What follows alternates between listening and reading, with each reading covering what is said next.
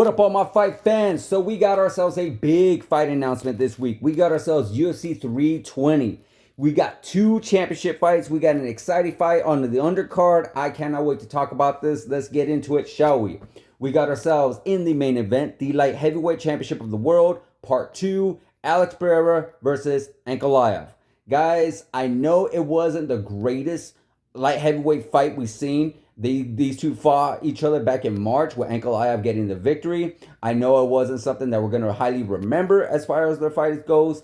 And no, it is not something we necessarily really wanted to see. But I do understand why the UFC put it together. I do understand why the UFC decided to give Alex Pereira another shot at the light heavyweight championship. I mean, let's think about it. Alex Pereira was such a beast when he had his title run, from Yuri Prochazka twice to Jamal Hill. You know, we saw he was able to win against Israel Adesanya. So yeah, there's just so many great fights that this guy's had. So you cannot deny him a rematch against Ankalaev. Ankalaev, you know, he wasn't the most popular light heavyweight, and he just, due to the fact that Alex Pereira had pretty much dominated everybody, he had to get a shot. So in that first fight, Alex Pereira and Ankalaev, Alex Pereira was very hesitant. Alex Pereira didn't necessarily let his hands go as much as he normally does.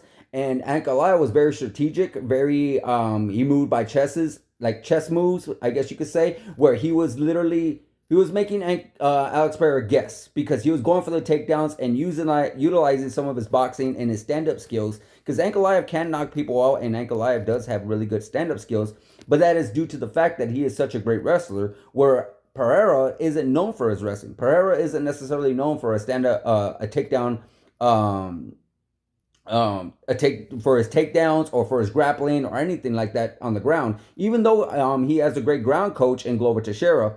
And in that fight where Ankalaev tried to get Alex Pereira taken down multiple times, it didn't necessarily work. So Alex Pereira has really great takedowns, but nonetheless, Ankalaev did a lot more in that fight than Pereira did, where Pereira pretty much did his best to throw in some strikes, throw in some leg kicks and whatnot, but it just wasn't enough for the judges to give it to Alex Pereira. So Ankalaev did rightfully got that fight.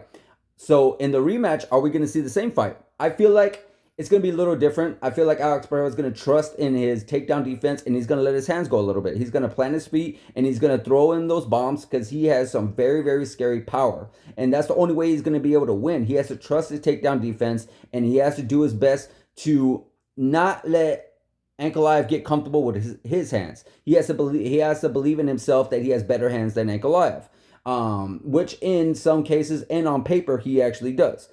But Ankalaev, on the other hand, he has to keep Alex Pereira guessing like he did in the first fight. He has to go for the takedown, then go for strikes up top, going for leg kicks, just pretty much keep Alex Pereira guessing multiple times. If he keeps him uncomfortable, keeps him on his back foot always, you can never get Alex Pereira to load up on any shot to where it could possibly knock him out. And he has to just continue to do that like he did in the first fight. He cruises to a decision. Do not try to go for a knockout. Do not try to listen to the critics or the fans saying that he's a boring fighter, or even try to be overconfident in your hands and say, you know what, I don't need to do wrestling. I'll fight you with my hands only. Don't do that, because Alex Pereira is by far the best basically he is the best when it comes to using his hands, due to the fact that he spent majority of his career as a kickboxer. So I don't believe he's going to outstrike Alex Pereira if he tries to do that. But it should be an interesting fight, guys.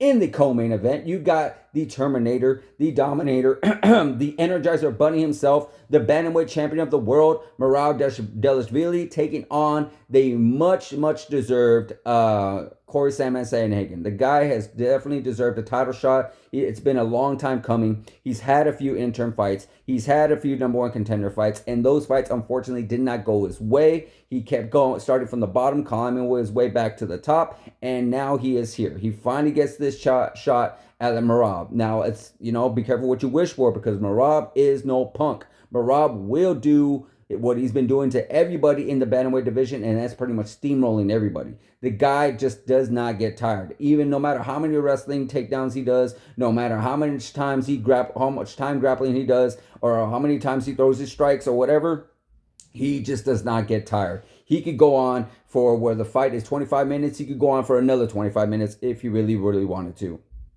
So no, Sandman, he needs to really be on his A game that night. He needs to be able to keep Merab at bay. He can't let him get taken down. He can't let him get comfortable with the striking. He has to utilize his long reach, his long legs, his height in order to make Merab very, very uncomfortable. He has to be where Merab is at a 10, he needs to be at an 11. You know, he has to be fully energized, fully like overworking Merab in order to beat Merab. He cannot let himself get taken down, because that's where majority of Merab wins, because he takes down his opponents, he holds them there, does a little grounding pound, and he ends up winning the round, where he ends up winning the decision. So if Merab can, if Sandman can keep it standing, this fight can very well be very interesting, because even though we've seen Merab go against tall, lanky guys like Sean O'Malley, I don't believe he's won against tall, lanky guys to the skill level of Sandman at all. So I'm very interested in this fight, for sure. Also on the card, you have Yuri Prochazka taking on Khalil Rountree. This is going to be an all-action fight. This is going to be a potential fight of the year. Khalil Rountree loves to throw bombs. Yuri Prochazka is very unorthodox. He loves swinging weird. He loves fighting weird. It's just, he reminds me of a Virtual Fighter, if you guys remember that game, or some kind of Mortal Kombat Street Fighter. The guy just literally flings everywhere, you know, swings everywhere, just does all kinds of different maneuvers to keep his opponent on their toes. He's not your very standard basic fighter. He really brings a unique style. So I'm very excited for this fight. This possibly could be a #1 contender fight, with the winner possibly going up and facing the winner of Alex Pereira versus Ankalaev. Well, there you have it, guys. UFC 320. I cannot wait. Let's hope this is a great night of fights. I feel like it is. I feel like it can't be bad at all. Let me know on the comments on what fight you are looking forward to. Let me know what's going to be next for these guys. Just let me know, guys. Like, subscribe, hit that notification button, and I'll see you guys in the next video.